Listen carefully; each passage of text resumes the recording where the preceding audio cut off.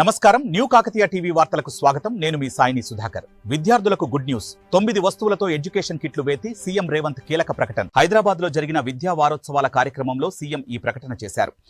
తెలిపారు. విద్యాశాఖకు రాష్ట్ర బడ్జెట్ లో 15% నిధులు కేటాయిస్తామని సీఎం తెలిపారు. ఆధునిక విద్యా విధానాలపై అధ్యయనం చేసేందుకు టీచర్లను విదేశాలకు పంపిస్తున్నామని.